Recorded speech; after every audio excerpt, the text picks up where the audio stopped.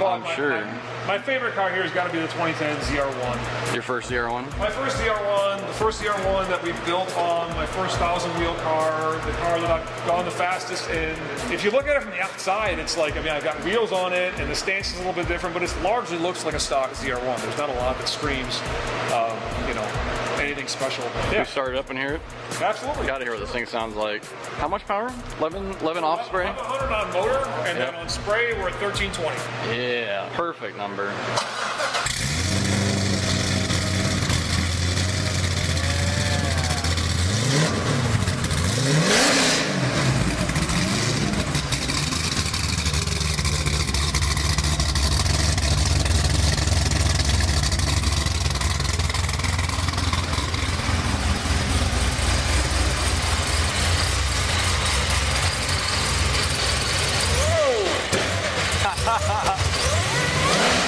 There's the blower.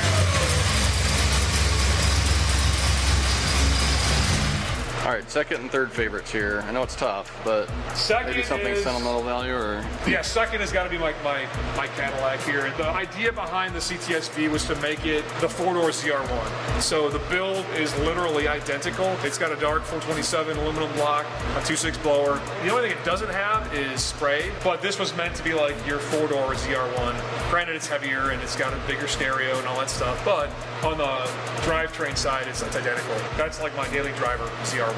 the manual is what makes it even cooler to me. No, agreed. I'm with you, man. I It's appreciate gotta it be in these things. for sure. Can we pull this out and open it up? Absolutely. Take a closer look. No here. way. Yeah, I like that.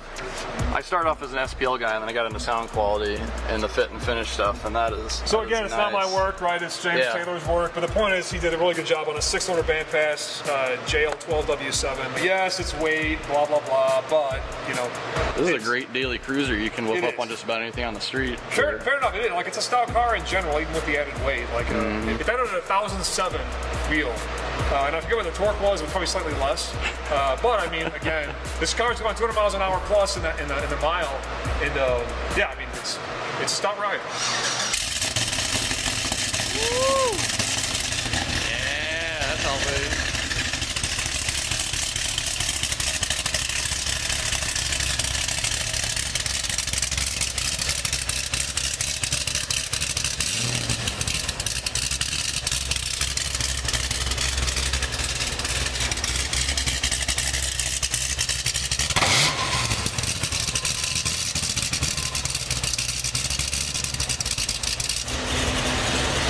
Got the stick shift.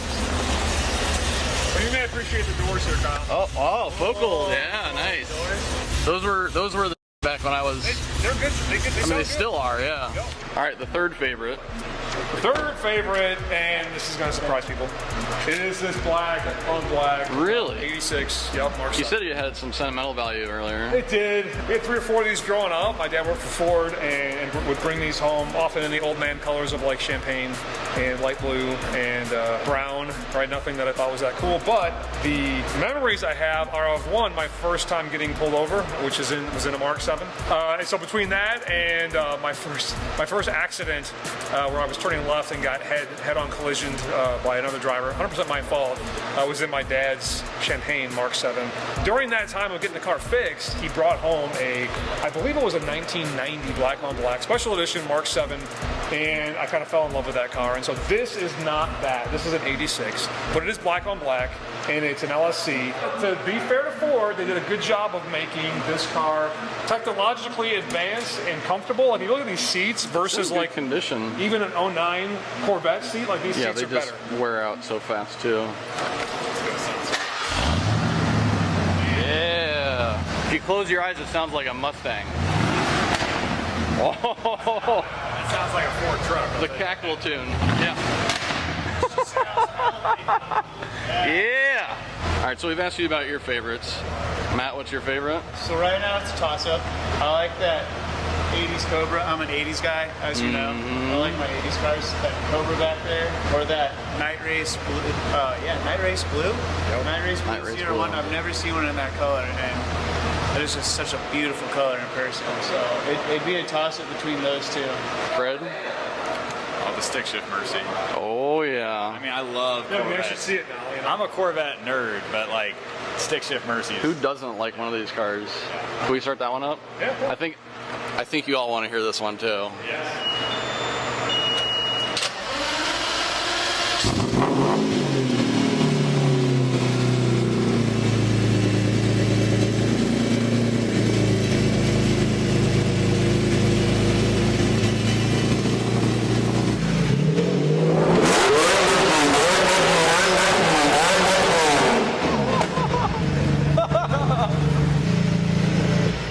Wow. Yeah, that's the sound I like. That's what we were waiting for right there.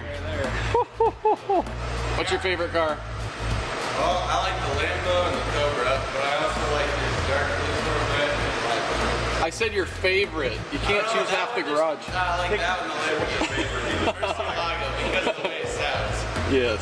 I'm gonna have to say what Night Race Blue. Night Race Blue is my favorite because I love zr1s. That was the reason I really wanted to come here and check out this garage. What's your favorite car, Tanner?